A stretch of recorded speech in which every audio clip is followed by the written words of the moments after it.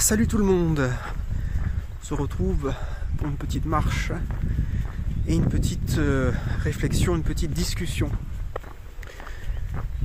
Les mangas sont-ils condamnés à l'infantilisation? Voilà. Lui il dit que oui ou que non, je ne sais pas.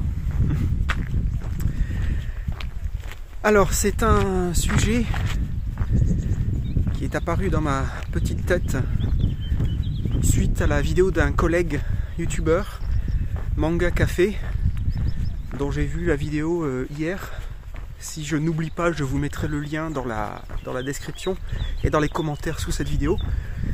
Vidéo d'un collègue, cette vidéo très intéressante, qui parlait de la relation entre les éditeurs manga et puis les influenceurs, la différence entre les petits youtubeurs et les gros influenceurs, etc.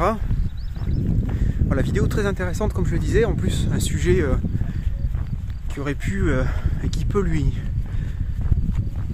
attirer les foudres de certains et certaines.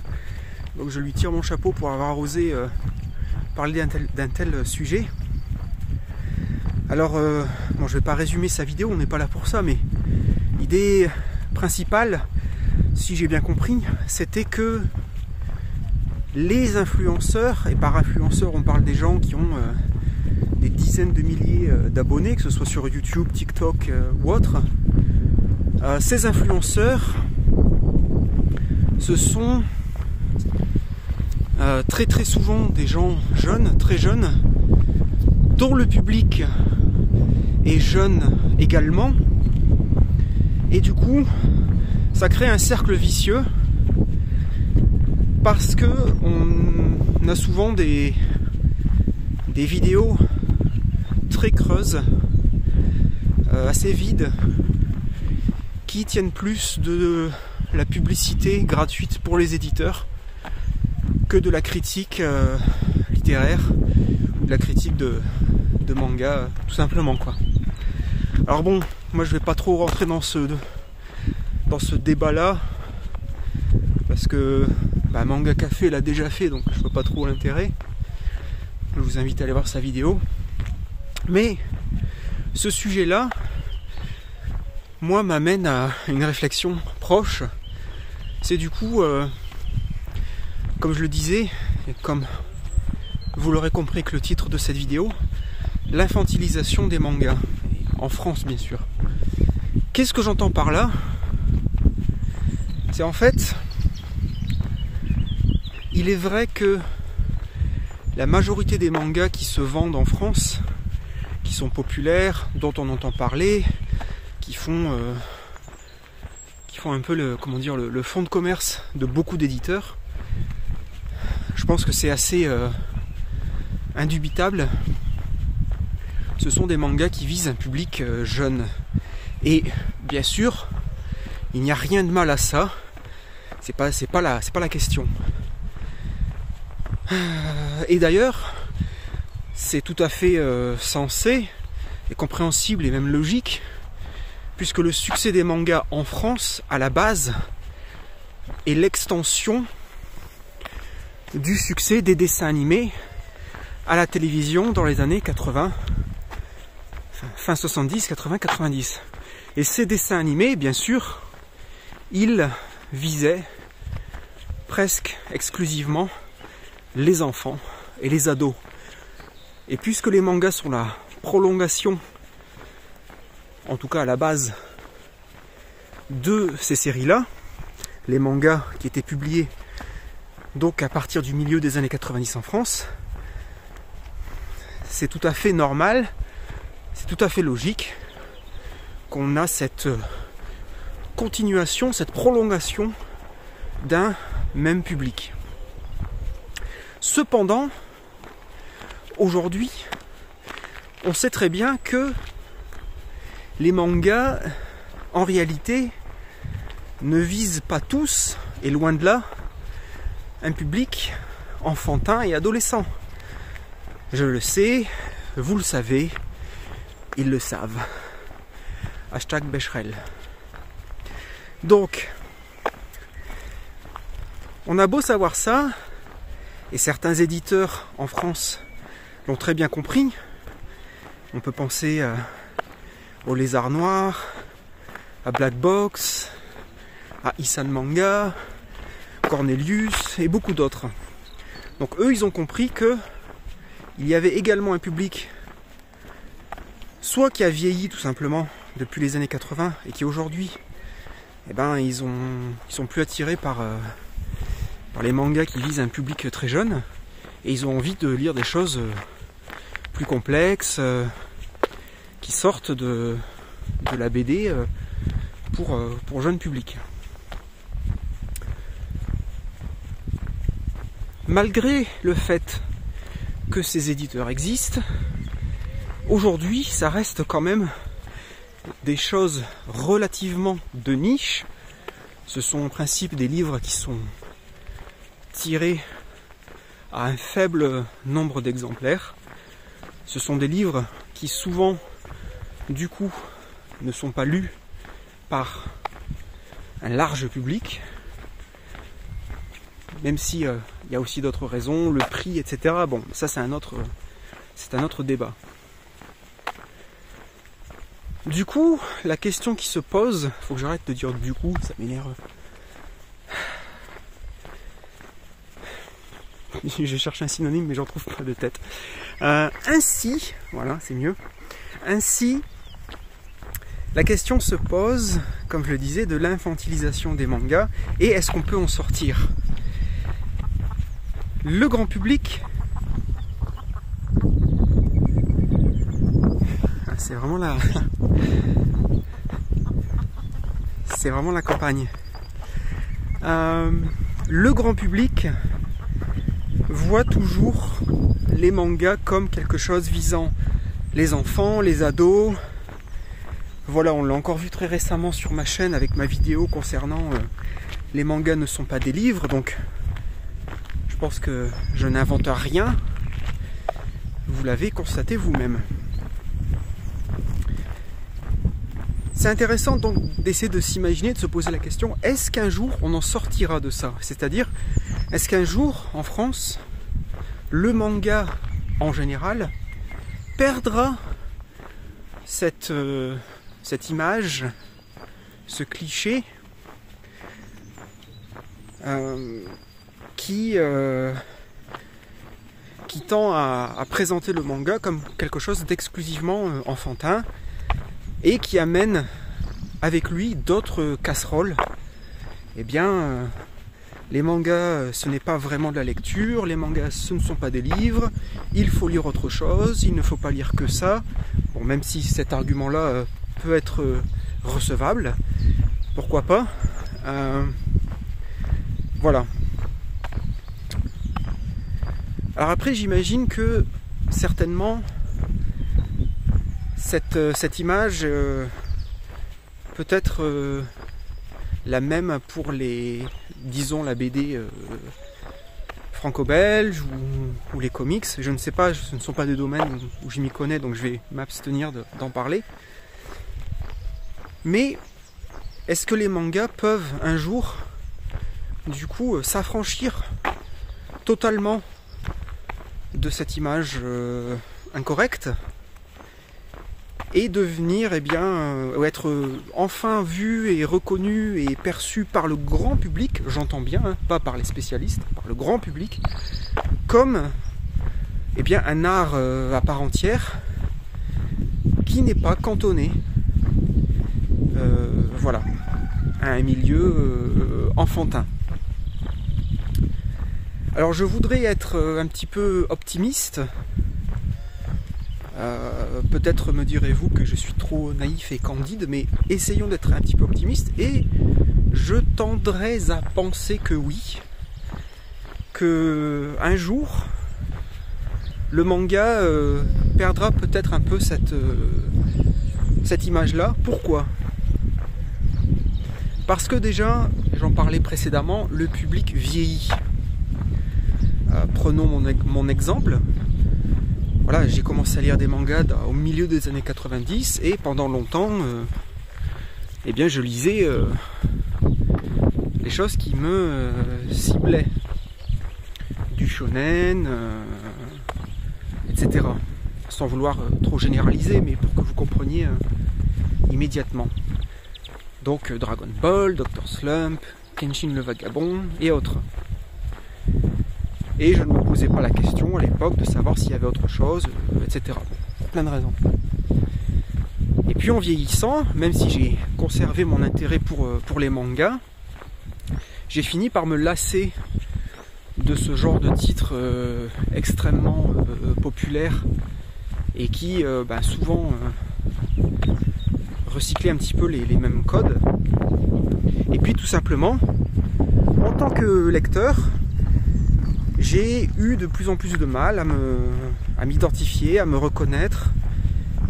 Et voilà, j'ai commencé à vouloir trouver un peu plus d'originalité, à aller voir des choses qui n'étaient pas forcément sur le devant de la scène. Donc le public vieillit et je pense que une partie du lectorat, même aujourd'hui, eh bien un peu à ma manière, justement souhaite lire des choses entre guillemets plus adultes. Et plus ce public vieillit, peut-être que de plus en plus d'éditeurs vont s'en rendre compte. Alors que ce soit des éditeurs déjà existants, et ils existent, ou d'autres éditeurs qui eux visent très globalement un public jeune, peut-être qu'ils se rendront compte que ce public vieillissant grandit, qu'il y a donc une demande, et qu'à cette demande, eh bien, il va bien falloir répondre. Donc, comme je le disais, je voudrais plutôt être optimiste et me dire que à l'avenir, le manga enfantin sera peut-être un peu moins omniprésent, mais peut-être que je suis trop naïf, peut-être que les enjeux financiers sont trop importants. Je ne sais pas. Je ne sais pas ce que vous en pensez. J'aimerais beaucoup avoir votre avis en commentaire. Mais pour repartir un petit peu sur mon introduction, quand je parlais de la vidéo de Manga Café, donc qui parlait du rôle, de la place des influenceurs manga et de leur impact, j'en profite pour préciser que je ne suis pas un influenceur et je n'aime pas du tout ce terme. En fait, j'imagine que pour certaines personnes je pourrais être un influenceur, mais en fait le mot influenceur, j'en ai déjà parlé notamment sur Twitter, je trouve que c'est un terme très péjoratif parce qu'en fait c'est un terme qui n'existait pas avant YouTube. On n'a jamais parlé d'influenceurs lorsqu'il s'agissait de critiques cinéma il y a quelques décennies en arrière, des critiques littéraires, etc. Voilà. Donc pourquoi est-ce que tout à coup, à partir du moment où on fait des critiques de manga, on devient un influenceur? Je trouve le terme... bon, déjà c'est un terme qui vient de l'anglais, qui a été traduit à l'arrache. Mais voilà, je n'aime pas ce terme. Et je n'aime pas qu'on me le colle sur le dos. Bref, effectivement, le rôle des influenceurs, donc des gens qui ont... les gens qui présentent des mangas à un très très très très large public, ça serait effectivement intéressant de pouvoir éventuellement discuter avec certains d'entre eux. J'en connais pas. Enfin, à part j'ai un ou deux noms qui me viennent en tête, mais ça sert à rien de... Ils sont reconnaissables, donc ça sert à rien de les nommer. Mais ça serait intéressant de discuter avec eux par rapport à ça, c'est-à-dire leur demander pourquoi en fait... pourquoi est-ce qu'ils restent souvent à la fois dans la superficialité de leurs propos, c'est-à-dire... pourquoi est-ce qu'ils ne proposent pas de véritables critiques réfléchies et qui vont un minimum dans la profondeur? et pourquoi est-ce que ce sont très souvent des titres extrêmement connus ou qui sont très poussés par les éditeurs qui nous présentent. Parce que c'est vrai que sans vouloir être une langue de vipère, on peut, je pense, se poser la question, si on est passionné par ce que l'on raconte, si on fait une vidéo, on écrit une critique parce qu'on est passionné, voilà, tout simplement. Finalement, qu'on parle du dernier manga à la mode ou de quelque chose de beaucoup plus méconnu, est-ce que ça devrait changer quoi que ce soit à notre propos ou à notre passion surtout, si elle est authentique? Donc moi je tendrais à dire que non. Finalement, si tu as envie de parler voilà, d'un manga très connu ou de quelque chose de beaucoup plus obscur, voilà, ça devrait être la même chose normalement. Bon, encore une fois, je vous laisserai juge de cette question et je vous laisserai éventuellement apporter vos avis et vos opinions dans les commentaires. Donc, qu'est-ce qu'on pourrait dire en conclusion? Est-ce que les mangas sont condamnés à l'infantilisation chez nous? Alors je pense qu'il y a encore beaucoup de chemin à parcourir. Quand on voit notamment qu'il y a quand même encore une grande quantité de gens qui sont encore à penser carrément que les mangas ne sont pas des livres. Je sais pas, c'est des saucisses, c'est des hamburgers, je sais pas. Si c'est pas des livres, il faudra m'expliquer ce que c'est. Donc voilà, faut pas oublier non plus le contexte. Il y a encore des gens qui en sont là. Il y a encore une partie de la population qui sont encore dans le mépris par rapport à cet art. Et puis qui surtout ne sont pas du tout dans une démarche d'apprentissage, de découverte, de curiosité. C'est-à-dire c'est un peu le double effet qui se coule. C'est-à-dire on méprise tout en étant ignorant. C'est intéressant comme façon de voir les choses. Donc je veux rester optimiste pour l'avenir. Je pense que les choses s'améliorent avec le temps, que le lectorat vieillit et que donc de plus en plus de gens se tournent vers des mangas qui ne sont pas destinés à un public jeune. Je pense qu'on peut le voir notamment au travers de la popularité grandissante, popularité timide certes, mais grandissante du Gekiga. Parce que, enfin, en tout cas, il me semble qu'il y a quelques années en arrière, on n'en entendait jamais parler. Et puis, petit à petit, quand même, il me semble que ça commence à sortir du bois, n'est-ce pas? Voilà. Alors, je précise, parce que je ne voudrais pas que mon propos soit mal interprété. Et si je ne l'ai pas déjà dit dans cette vidéo, bien sûr qu'il n'y a aucun problème à avoir beaucoup de mangas qui visent un public jeune. Il y a absolument zéro problème avec ça. C'est pas du tout mon propos. Moi je me pose simplement la question de la vision en fait qu'a le grand public des mangas. Et je me dis que ça serait un petit peu comme si on avait une vision de la BD franco-belge où on se disait bah ouais mais la BD c'est sympa mais bon c'est Astérix, c'est Gaston Lagaffe et Spirou et puis voilà quoi.